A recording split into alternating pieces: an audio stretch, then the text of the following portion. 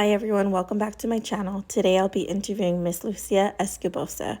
She is one of my best friends. She's a City Heights resident.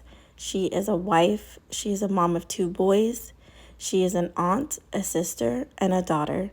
She is also currently in school to get her master's at Point Loma Nazarene.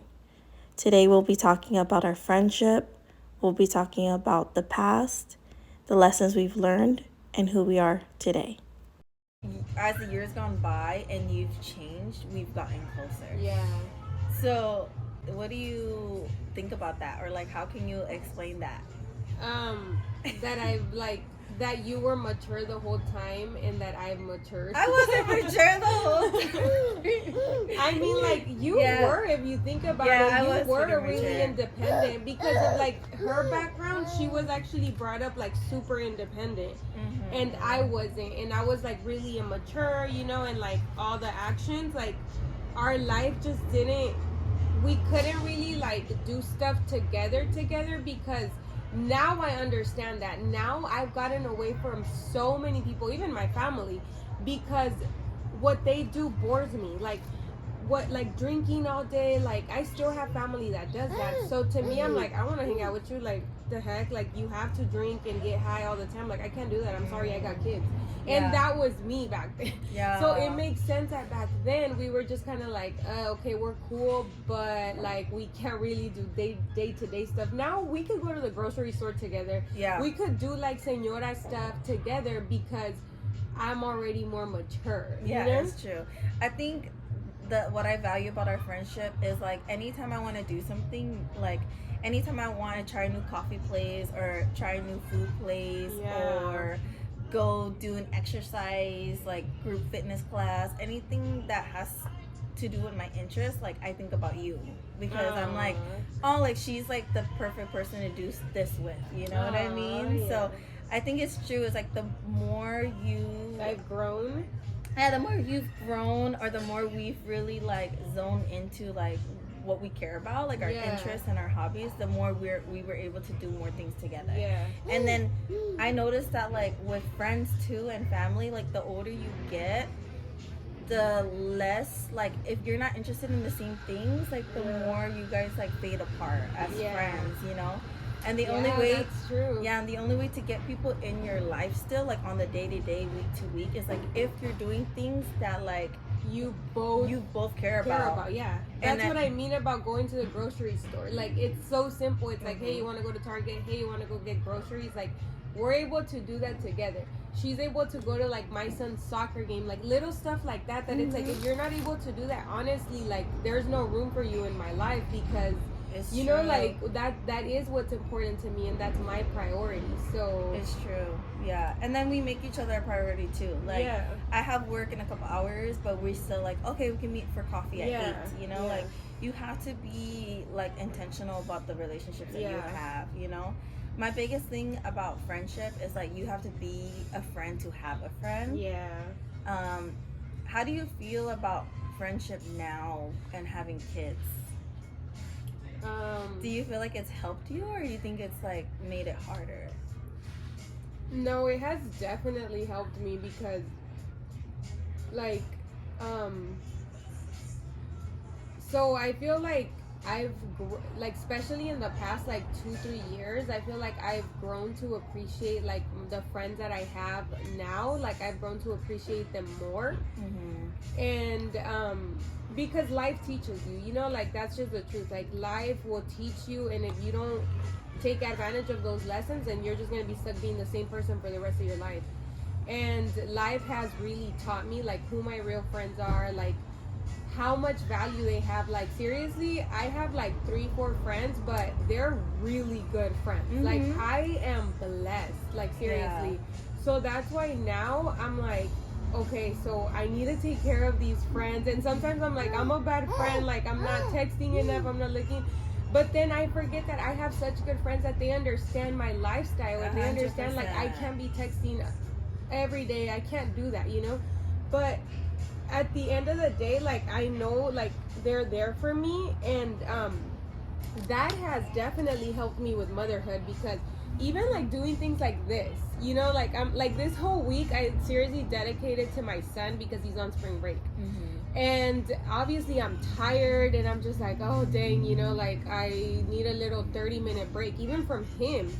But even like doing stuff like as simple as this, it makes me feel like a regular human, you could say. That I'm like, oh, thank you, Lena, like you're taking me out. I did my makeup this morning. Like I woke up, like maybe I would have just been home in my pajamas all day, which isn't really that good for you to do all the time. Yeah. So to me, I'm like, it has really, really helped me. And like even those small moments, like honestly, like just getting coffee, like anything we do together, to me, I'm like, it has helped me so much through motherhood because of how good you are to me. I feel like if you were like an annoying friend or like a friend that wouldn't understand my situation, 100%.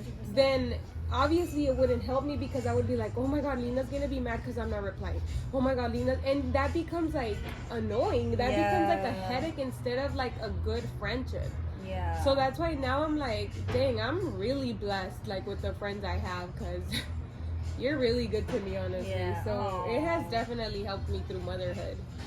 Yeah. Thank you. You helped me too.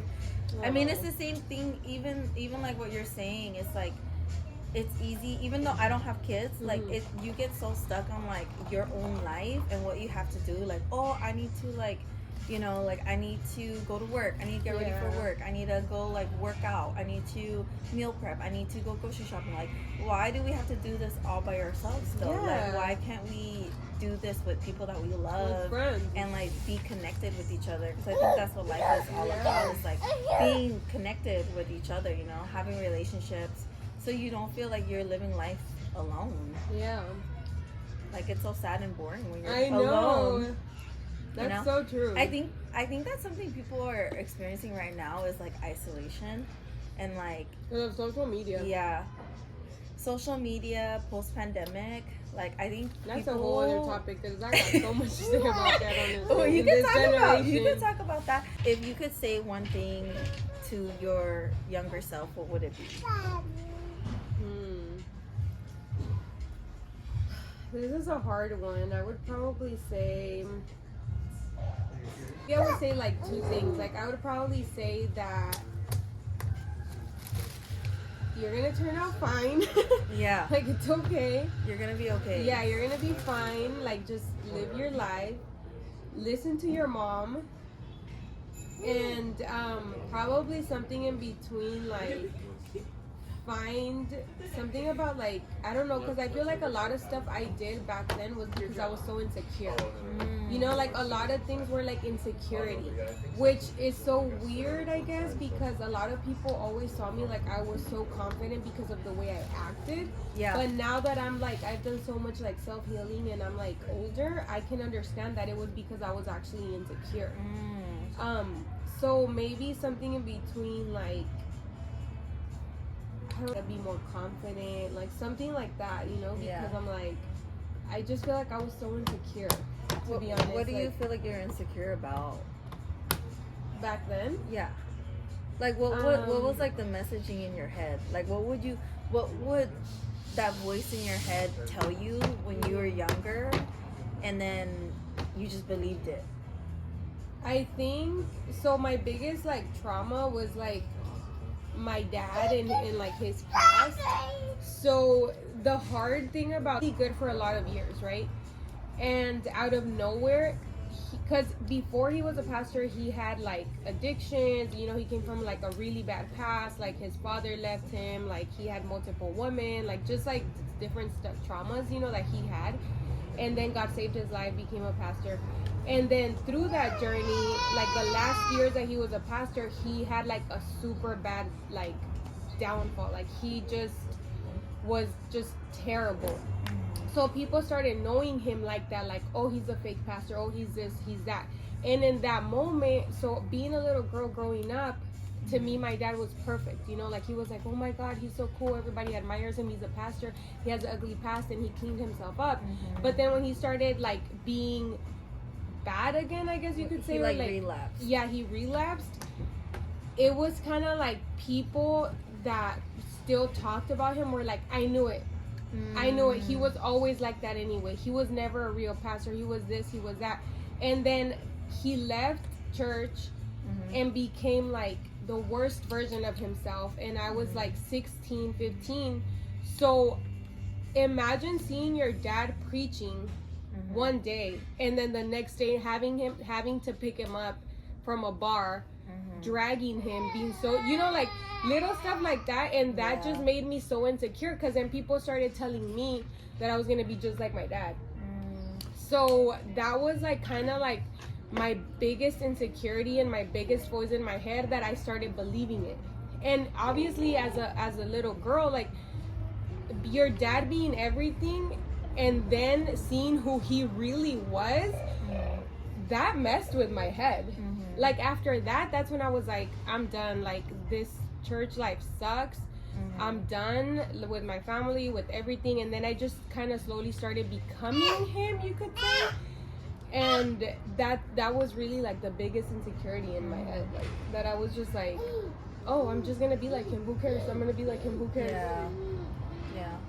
Like you thought that, like, because you looked up to your dad so much and you loved him so much and you admired him, that when he started displaying like behaviors that you couldn't recognize anymore, that you were like, oh, like everything you knew about him was like destroyed. Like what you knew was like truth was not truth anymore.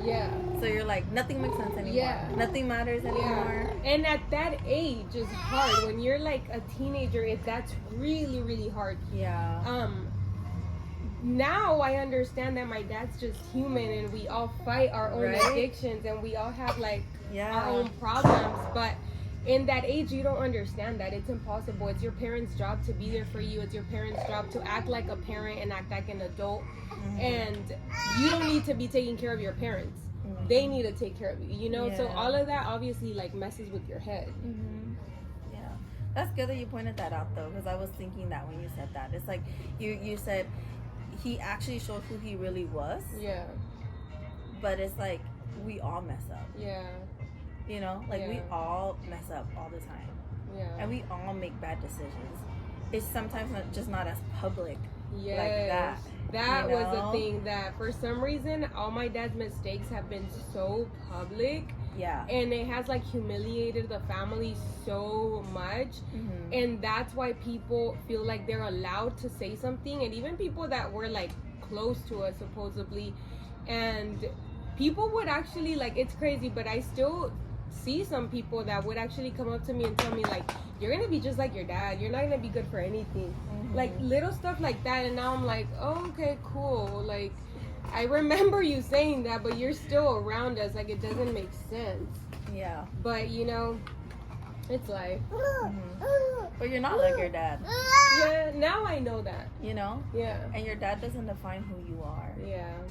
Just like your past doesn't define who you are. Either. I mean, it's like the experiences that you have in life, you learn from it, and then it does make you who you are, but it doesn't define who you are. But what would you say to those people now? I honestly, because you have changed. Like for yourself. And you are doing really well. Honestly, I wouldn't tell them anything. I would just simply tell them to take a look at my life now and tell me, and like examine what you said back then to a little girl. And what do you think now? Because I still see some of you guys, and you guys are in the same position that you were 10 years ago. And I know I'm not. So that's why I'm like, I look at you now and I'm like, damn, how old are you? 50 something, and you're still doing what you did 15, 20 years ago? Okay, congrats. Like your opinion like was so heavy on me back then, but now I see you and now I'm like, dang, I can't believe I cared about what you thought about me. And now I'm like, wow, I have nothing to say. Just look at my life and look how great I'm living. And like, that's really it. It's true. It's like, I heard, don't take advice from someone that you wouldn't trade lives with.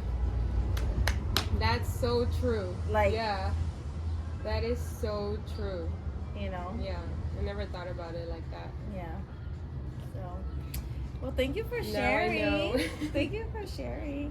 Oh, It's a lot of, like, it takes a lot for you to share like your past, and Yeah. it takes a lot of courage, and like for you to be brave and just share boldly like your story, you know. Yeah.